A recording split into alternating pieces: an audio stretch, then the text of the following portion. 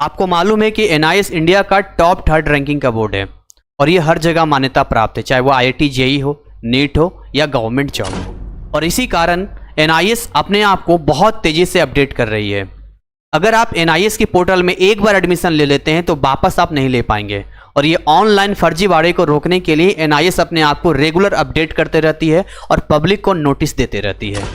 ये था 8 मई 2024 का एक पब्लिक नोटिस जो एनआईएस बोर्ड ने दिया था, जिसने उन्होंने कहा था कि एनआईएस के जो भी माध्यमिक और उच्च माध्यमिक का, मतलब कि सेकेंडरी और सीनियर सेकेंडरी का जितने भी पब्लिक एग्जाम्स हो रहे हैं वो उस टाइम पे 6 अप्रैल को हो रहा था।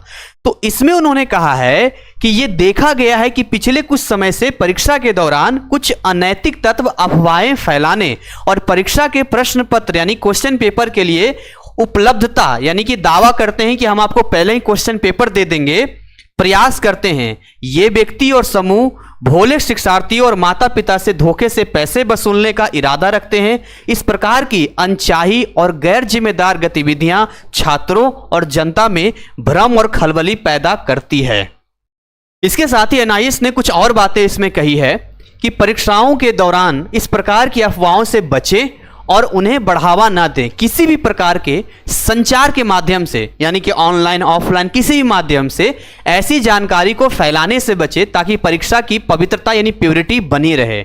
एक बहुत ही अच्छी लाइन लास्ट में उन्होंने कहा है कि यदि किसी को ऐसी कोई खबर मिलती है तो कृपया एनआईएस को सूचित करें। और लास्ट एग्जाम में भी एक बच्चे के साथ ऐसा हुआ था, उसने कहा कि सर हमारे यहाँ कुछ इस तरह की चीजें हैं। हमने कहा आप एनआईएस को एक बार इन्फॉर्म कर दो। अगले ही दिन एनआईएस की फ्लाइंग टीम पहुंच गई थी।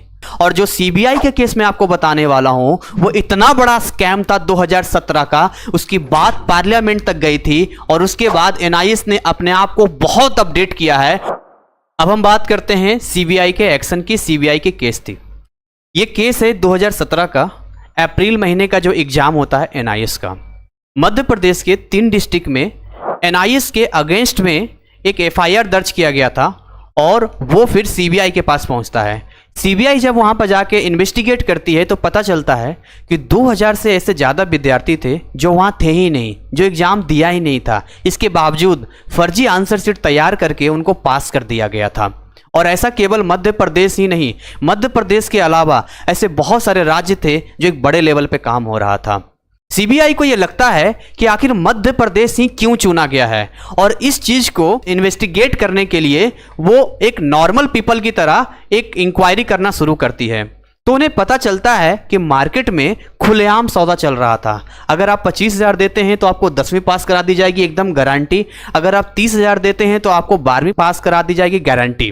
और उसी दौरान वो अलग अलग बिचौलियों से मिलते हैं और उन्हीं में से एक बिचौलिया उनको मिलता है आशीष मसीह, जो 2014 के दौरान मध्य प्रदेश में एक स्टडी सेंटर चलाता था और उस समय भी वो गड़बड़ी करता था। और बहुत सारे जगह पे आशीष का नाम आता है। जब आशीष के पास ये पहुंचते हैं तो दूसरा नाम हमारे सामने आता है मनोज ज्योति बोरा का, जो कि जूनियर एनआईएस ऑफिसर थे रीजनल सेंटर आसाम के। केवल ये 2 लोग नहीं थे, इनके अलावा और भी बहुत सारे लोगों को जॉब से निकाला गया। जैसे कि जो भोपाल है हमारा, जो आपका रीजनल सेंटर है मध्य प्रदेश का, जो उनके एस.आर. खान डायरेक्टर थे और भी बहुत सारे लोगों को जॉब से निकाला जाता है। ये इतना बड़ा मुद्दा था कि बात पार्लियामेंट तक चली जाती है। 2017 में सीबीआई के हैंडओवर करने के बाद यानी जुलाई में जब सीबीआई केस चार्जशीट करती है, उसके बाद जब इन्वेस्टिगेट करती है तो बाद में पता चलता है कि ऐसे बहुत सारे नाम हैं जो निकलते जा रहे हैं, आते जा रहे हैं, जिसमें आशीष गायब हो जाता है, फरार हो जाता है। ये बात पार्लियामेंट तक जाती है, सरकार पे दबाव बनती है, सरकार वापस एजुकेशन मिनिस्ट्री को बोलती है, एजुकेशन मिनिस्ट्री वापस सीबीआई को बोलती है और फिर फाइनली 2019 में इन 2 लोगों को अरेस्ट किया जाता है। लेकिन सवाल ये आता है कि इन जैसे लोगों की वजह से इतने हजारों विद्यार्थियों का लाइफ खराब हुआ, उसका क्या?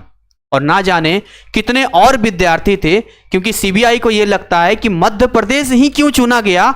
तो इसके बिहार पे पता चला कि मध्य प्रदेश में 20 राज्यों से ज्यादा विद्यार्थी थे जो वहां एडमिशन लेके एग्जाम दे रहे थे।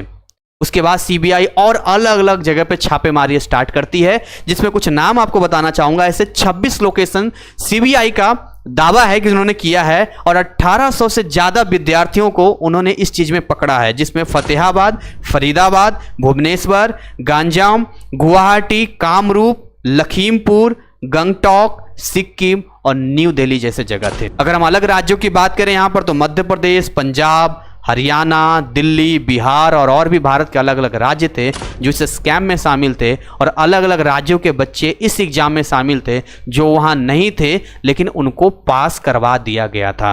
अब सवाल यहाँ पर यह आता है कि यह घटना तो घट गई, लेकिन क्या भविष्य में ऐसी घटनाएं नहीं घट सकती है?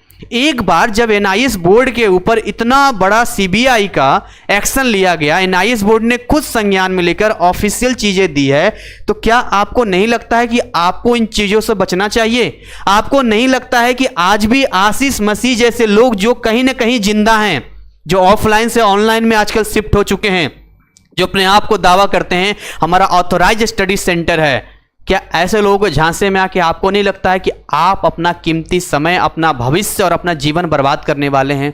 अगर आपको कहीं भी कुछ ऐसा लगता है कि आपके साथ गलत हो रहा है तो एनआईएस ने खुद कहा है कि आप उन्हें इन्फॉर्म कीजिए, आप उन्हें बताइए कि गलत हो रहा है, फिर देखिए कैसे उनका सेंटर बंद होता है।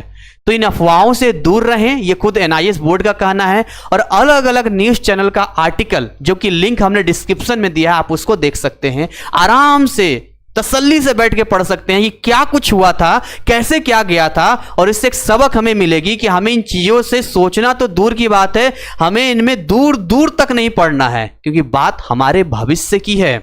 मेरा खुद का अनुभव कहता है, जब मैं एनआईएस की दुनिया में पहला ऑनलाइन बैच स्टार्ट किया था, केवल 45 दिनों का समय था।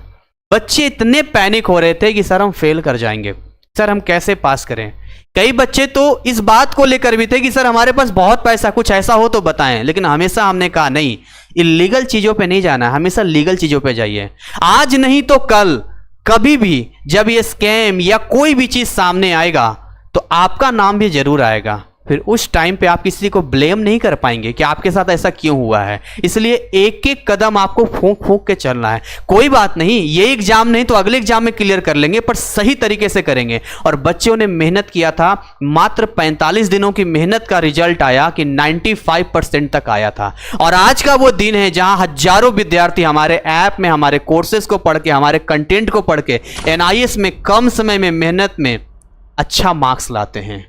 आप भी अपने मेहनत से आगे बढ़ सकते हैं, क्योंकि आपकी कामयाबी आपके मेहनत पर डिपेंड करती है, ना कि ये आशीष मसीह और इन जैसे लोगों के ऊपर।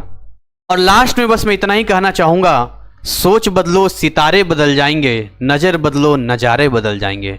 कश्तियां बदलने को कौन कहता है, दिशाएं बदलो किनारे बदल जाएंगे।